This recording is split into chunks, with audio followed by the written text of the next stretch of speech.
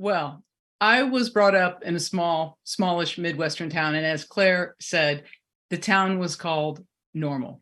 And it was normal as in average, and nothing much happened and boring. It was in the middle of the bell curve of boredom. That's where normal was, especially in the summer months, because it's a college town. So at least 9 months out of the year, we had an extra 20,000 or so students. And that added a little zing and a little congestion and made things interesting. But when summer came around and the college students went away, things got really desperately boring.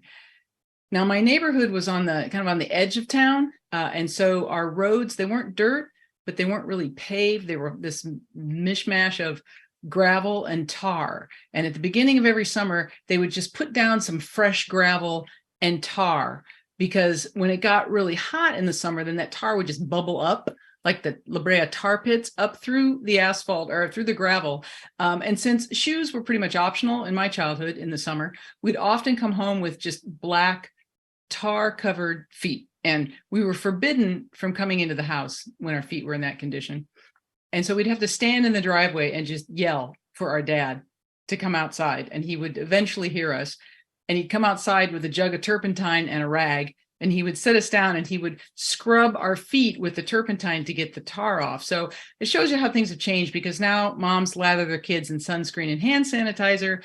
Back then, they lathered us in turpentine to get rid of the carcinogenic tar that was attached to our feet. Now, in my childhood, you left the house in the morning and you wandered around, came home for lunch, went out again, came home for dinner, and then went out until the streetlights came on, because there was really nothing to do in the house. There was only 4 channels on the TV. One of them was PBS, so it didn't really count. And in the summertime, it was really, really boring because it was just reruns. And so, having to hang out with Gilligan and the rest of the castaways on the deserted tropic isle just really made my boredom seem even all the more horrible. So out the door we'd go, trying to find some other kids who were equally bored. There was no helicopter parenting. My mom had no idea where I was. The only way there'd be a helicopter involved would be if my mom saw a helicopter and said, "Get the hell out of the house, get on the helicopter, go wherever you want, just get out of the house." So we're outside, it's hot, it's, by the summer, mid-July, it's like 80% humidity, temperature is 90, and everybody's just hot and tired and bored. And you didn't know half the kids that you would see in the neighborhood, but it didn't matter, because at that point you were so bored and desperate, you didn't care who they were. And, boredom likes company. Let's just say boredom likes company, because a group of bored kids is much more entertaining than just the boredom of one. So long about mid-July, this is when the boredom hit its crescendo, hit its peak. The thrill of being out of school had long since worn off. And we were almost so desperate that we wanted school to start again. And so on those hot days, we'd all get on our bikes and we'd ride down to the elementary school, because that was the unofficial hanging out spot when you were bored. I don't know why we went there. There really wasn't anything much to do. You could ride your bike in aimless circles on the blacktop. It was pretty much just a monochromatic jumble of metal beating in the hot sun over hot asphalt with slides that were the temperature of the sun. But there we were. And this was how it went every day until one day, one magical day. They say that necessity is the mother of invention. I say that boredom is the mother of devious entertainment. And one day, one of the kids on the playground, I'm not sure who it was, discovered a way to get on the roof of the school. The roof. You could get on the roof of the school. This was a game changer. This was a miracle for us. I don't know who discovered it. Randy, Scott, Mark. It probably was Mark, because he went to the school where the professors from the college went. And so he was the smart one. Anyway, whoever figured it out had a better grasp of geometry and physics and architecture than the rest of us, because they discovered there was a telephone pole that had been placed just a little too close to the school itself. And you could shimmy your way up and get on the roof. You could get on the roof. Well, game changer. And in this, there's no texting, there's no phone calling, but somehow kids from miles around, the word went out through the telepathy, and they started to gather every day at the school to either get up on the roof or watch the kids that were getting on the roof.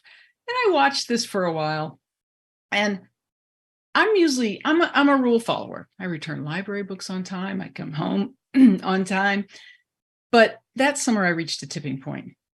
I was 11 years old. I was going into 6th grade. I was tired of being a bystander. So I decided I'm going to do it. I'm going to get up on that roof. So one day I made the decision, and I laid my bike down on the asphalt very carefully because I'm a careful kid. And I walked over to that telephone pole, and there's a circle around the pole, semicircle of kids, and they sort of step aside,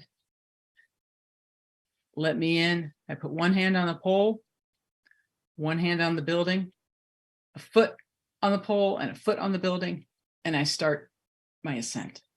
Now, it was a lot harder than it looked and a lot more dangerous, because if you slipped, one arm would get shredded by the brick of the building and the other arm would be full of tar covered splinters. And I knew that there was going to be turpentine involved with that. I did not want that to happen. So carefully, I made my way up until finally I was there. I threw myself over the parapet. I was victorious. I was on the roof, everybody, the roof. So I surveyed the domain. I could see all around the playground. I could see the creek that was behind the school. I could see the 5 houses up to my house. I looked down upon those standing in the semicircle around the pole, as if to say, minions of the asphalt, gaze upon me. I am now one of the official Rooftop tribe, the roof.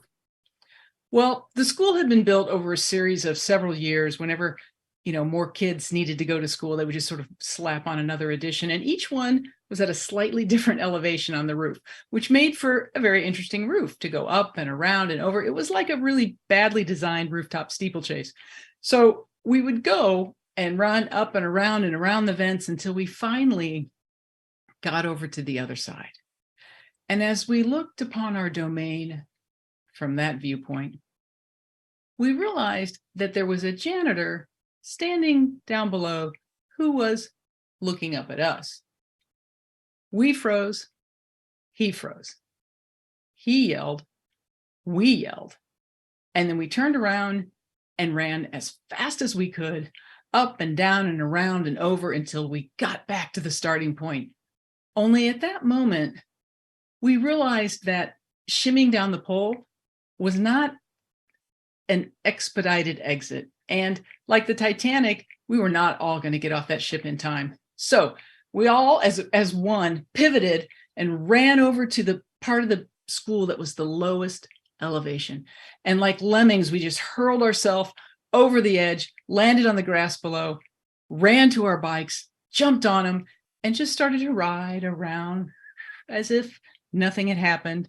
And eventually the janitor comes running around the corner, red face because it's July and it's hot, and he runs up to us and he stops. And he looks at each of us.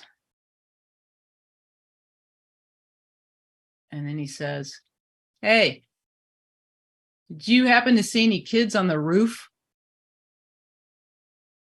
Stunned, silent. Could it be he did not know that we were the kids on the roof? Finally, someone, probably Mark again, had the sense to say, "Well, yes, we did. And they went that way." To which the janitor ran off that way to find those kids. And we all took a collective, big sigh of relief. My heart had been pounding. My palms were sweaty. I was so afraid of going to janitor kid jail or wherever they put you.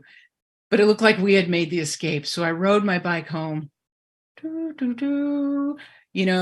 avoiding my mother because she can always tell when you've done something you shouldn't do. So I needed to not see her for at least 5 or 6 hours. But school started finally. Boredom dissipated somewhat. But every time I was out at recess, I would see that telephone pole and I would think, yeah, I can get on the roof, like I was some sort of a superpower. But I never did get on the roof again because the fear of being caught was not quite, was more than the thrill of the adventure, I should say. But until this day, I can still say I was part of the OMG legendary Oakdale Elementary School escape. Thank you.